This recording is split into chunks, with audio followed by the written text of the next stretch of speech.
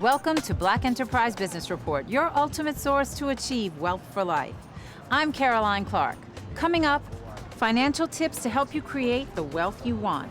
Plus, we tell you about an entrepreneur who's driving towards success in the auto industry. And our Executive Style segment explores what your hair can tell you about your health. But first, our power player is building up real estate in hopes of benefiting communities around the world. With an estimated net worth of $300 million, this BE100 CEO is among the nation's richest African Americans, and he's been called one of the most significant Black figures in real estate. I humbly listen to this and don't take too much stock in it. Instead, Quintin Primo is quite clear about how he measures success. It's how have I impacted positively people's lives, my employees, the people of my community, my family. The chairman and CEO of the Chicago-based commercial real estate company Capri Capital Partners has racked up significant numbers since starting his business in 1992. He now has $5.3 billion under management. Since a very small child, I was fascinated by buildings and architecture. I don't know where it came from, maybe a previous life, I don't know, but nonetheless, I always loved to build things, and I loved buildings. He's taken his passion and built it into the 2012 Black Enterprise 100's Financial Company of the Year. Quite a journey for this son and grandson of Episcopal ministers. I often joke that I'm an apple that fell far from the cart, but my ministry these days is working within the community, working within education. We have a shelter for the homeless that are changing lives, changing families' lives. This is how I conduct my ministry.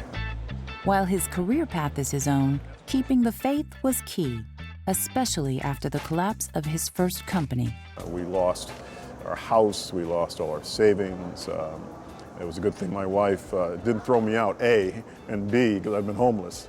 And B, had a good job, good paying job, that she was able to pay the bills while I kind of got up, dusted myself off, and tried to start a new business. His wife Diane was his greatest support through his failed business, as well as his second attempt, but she kept him to task. She kind of looked at me, skeptically, and said, well, listen, she said, honey, this is what I want you to do. I'm going to give you permission to start this one last business. You will have the business plan written by this date. You will have the investors identified by this date, and you will close your business by this date. And if you don't, you're going to get a J-O-B. And it scared the bejesus out of me. As Capri Capital Partners crosses the 20-year mark, this ambitious entrepreneur expects his firm to quadruple in size in the next decade. Global emerging markets are growing at a pace that will cause them to increasingly capture a disproportionate share of world economic demand and output. This Harvard MBA is busy scouting deals in Africa, India, and Saudi Arabia.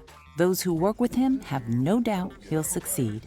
He's relentless in terms of his just not only leadership, but just persistence on not any hurdles he runs into.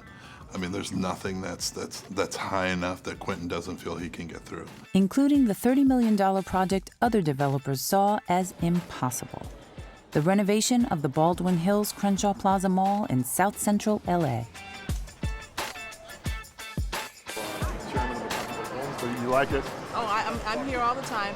As the community watches closely, Primo's also ensuring that 35% of the renovation project goes to minority and local contractors. But he wants everyone to feel welcome. We want to make sure that we navigate and create an environment that's inclusive, because we have a changing demographic. Our African-American customers that are from the Baldwin Hills areas, along with the growing Latino population. So we have to create the right experience. I was very fortunate to bring the Debbie Allen Dance Academy to the Baldwin Hills Crenshaw Plaza. Quintin Primo and Capri Capital are really renovating the Baldwin Hills Crenshaw Plaza Mall back to its beginnings. His vision goes beyond just the mall. It goes down the street, around the corner, around the block, And basically what he's doing is uplifting the community to its real place.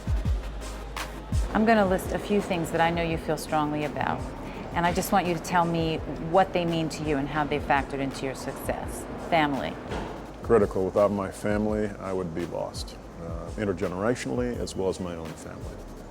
Faith.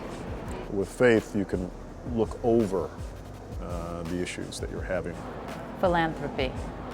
Many people think that I want to make a lot of money just to make a lot of money, and that's not really what it's about for me. I want to create a lot of wealth because I want to give most of it away. You've had it, you've lost it, you have it again. Yes. If you lost it all tomorrow, what would you do? Pick myself up, dust myself off, ask my lovely wife, can I try it one more time? And then go do it again. Up next on Black Enterprise Business Report, financial advice you can bank on. Stay with us.